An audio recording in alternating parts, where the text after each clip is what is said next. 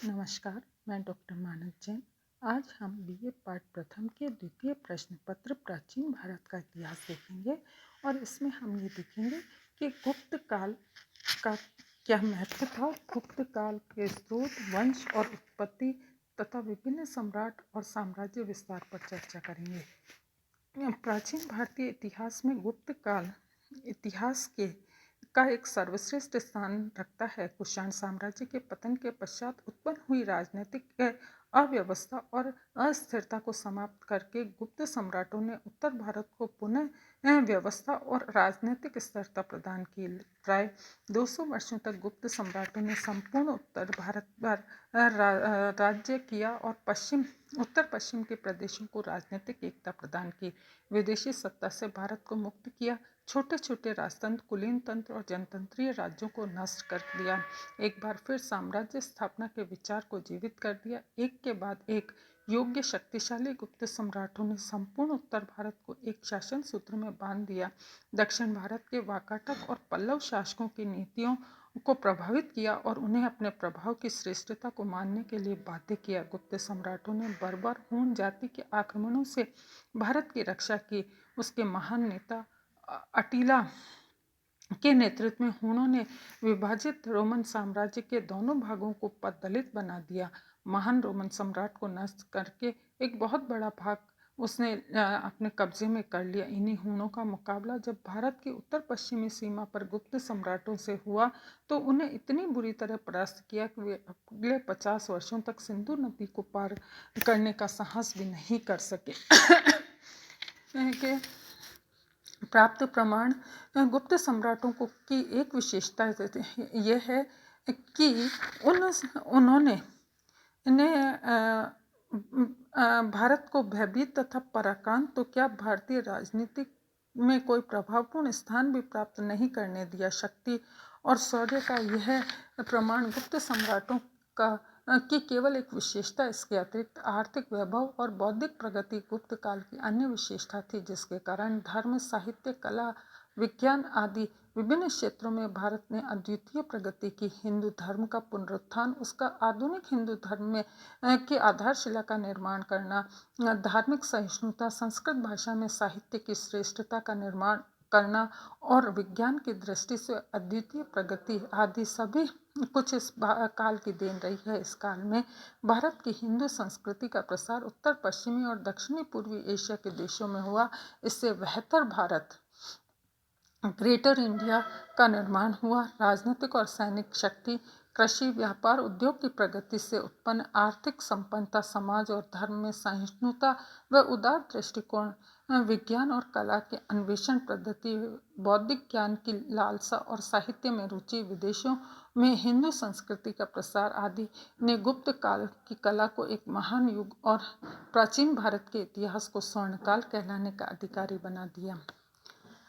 तीसरी शताब्दी के इतिहास को जानने के स्रोत अथवा साधन इतने नगण्य हैं कि उस सदी को भारतीय इतिहास का अंधकारपूर्ण सदी कहा जाता है, परंतु गुप्त काल से यह समस्या समाप्त हो गई। हमें 4वीं शताब्दी से गुप्त काल के इतिहास को जानने के पर्याप्त साधन प्राप्त होते हैं।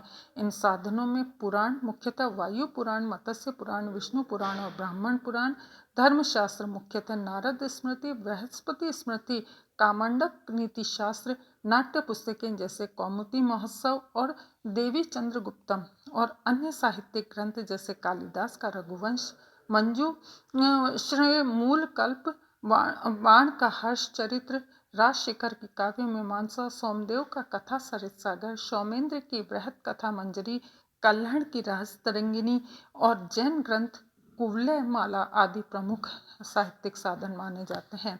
चीनी यात्री फाहियान शुंगशुंग, हुआन चांग और इत्सिन के वर्णन भी गुप्तकालीन इतिहास को जानने में सहायता देते हैं। गुप्त सम्राटों द्वारा चलाए गए सिक्के और पत्थर, तांबे और लोहे पर अंकित उनके अभिलेख भी उनके इतिहास को जानने के साधन हैं। समुद्रगुप्त, चंद्रगुप्त द्वितीय, कुमारगुप्त, स्कंदगुप्त आदि शासकों ने विभिन्न प्रकार के सिक्के चलाए, जिसमें उनके व्यक्तित्व और उसके उपलब्धियों को समझने में सहायता मिलती है। इसी प्रकार उस समय के अभिलेख जैसे समुद्रगुप्त का इलाहाबाद और का स्तंभ लेख दिल्ली में मेहरौली का स्तंभ लेख तथा मथुरा, सांची, बिहार, भीतरी, जूनागढ़ आदि के स्तंभ लेख व शिलालेख भी गुप्त काल के इतिहास को जानने में सहायता प्रदान करते हैं।